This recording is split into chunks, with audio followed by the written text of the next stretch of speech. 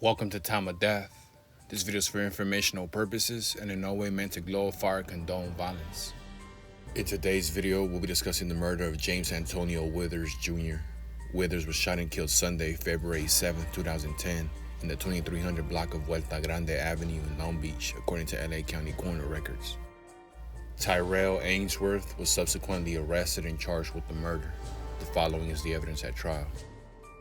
On February 7, 2010, Sharice May, Robert Stepney, and defendant Tyrell Ainsworth, known as South or Southside, were at the home of Andrea Hood along with several other people. The group was hanging out, drinking, smoking marijuana, and taking ecstasy. The victim, James Withers, approached defendant repeatedly and tried to persuade him to commit a robbery with him, to get in with defendant and be able to make some money too.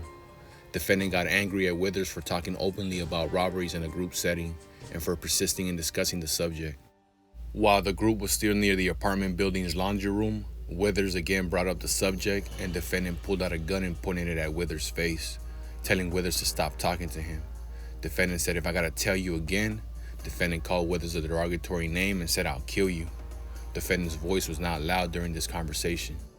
Defendant and Stepney took Withers and dropped him off somewhere away from the gathering, expecting not to see him again that night. But shortly thereafter, May, Stepney, and defendant drove a friend home, then went to a nearby liquor store, and Withers was there. Withers got in the back seat of the car with May, Stepney, who was in the front passenger seat, and defendant, who was driving. Withers asked defendant again about committing a robbery, and defendant responded that they would do it right then. As defendant drove, he repeatedly told Withers that he had better be ready. Defendant drove to a residential neighborhood.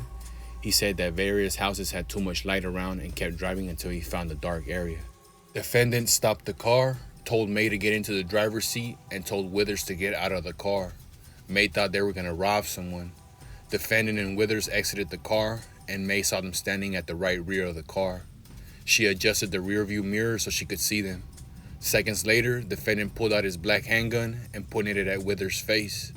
May saw a flash and heard a gunshot, then saw Withers fall and hit the trunk of the car. Stepney also saw a gunshot in the mirror. Defendant got back in the car and asked if he had blood on his face. He told May to drive. He directed her where to go, saying, "I noodled that expletive."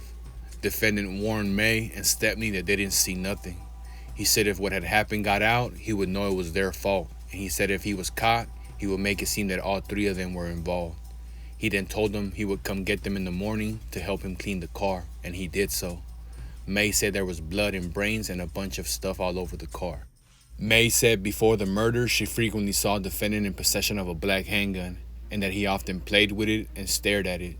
However, when defendant's residence was searched, other weapons were found, including a Mossberg shotgun witnesses testified defendant owned, but the black handgun was not recovered. May and Stepney knew defendant was a member of Southside Compton Crips, and they were afraid of him.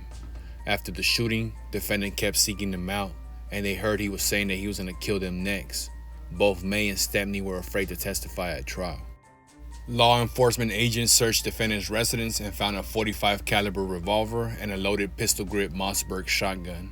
Defendant's grandmother gave Long Beach Police Detective Daniel Mendoza a live .380 round of ammunition she had found in her bathroom after she heard defendant racking a gun in the bathroom.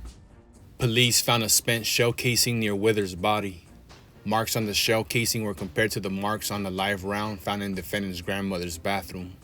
Both rounds had been cycled through the same gun. Following the trial, the jury convicted defendant Tyrell Ainsworth of first-degree murder, including a gun allegation. The court sentenced him to 75 years to life in state prison. James Antonio Withers Jr. was 20 years old at the time of death.